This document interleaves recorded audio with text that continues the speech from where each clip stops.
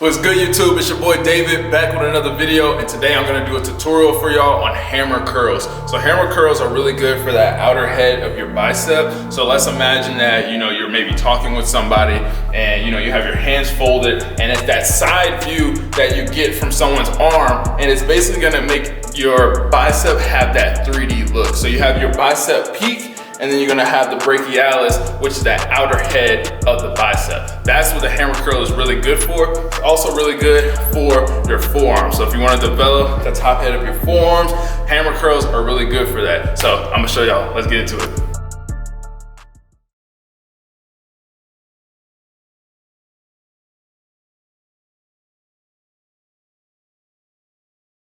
All right, so we're gonna come over here to the dumbbells, and I'm not gonna grab anything too heavy. I'm just gonna get some 20s, and then what you're gonna do, so normally with hammer curls, there's a lot of different ways that you can do hammer curls. So a lot of times you can go straight up like this, you can go, 45-degree angle, you can come in like this.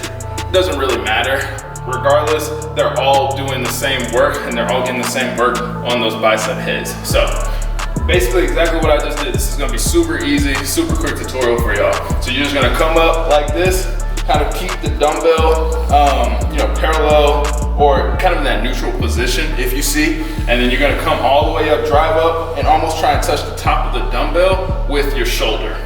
And that's gonna really help you get that good contraction and that peak at the top, almost like, imagine, some people say like you have a walnut or just something in between, your bicep and your forearm, and you're trying to squeeze it at the top. You're trying to crack it.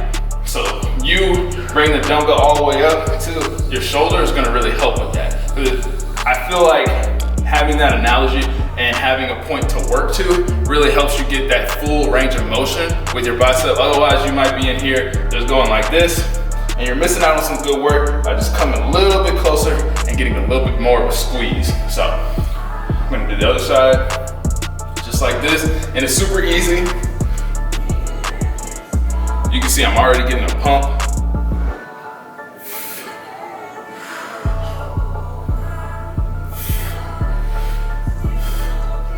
And I can already feel it also in the top of my forearm, so I'm gonna put this down real quick. You can almost see a little bit, but when I'm coming up, that forearm is being engaged right at the top, because all of this weight at the top is falling down on that forearm as well. So squeeze, just like that. So this is a really good exercise to just kind of hit the bicep, but it's kind of like almost a 2-for-1, right? So that, again, like I was saying, this is one variation where you're just coming straight up, straight down. You can also do another variation. People, sometimes come in like this, and if you're gonna come in like this, I would say, think about having the top of the dumbbell come up to your chest and touch that chest right there.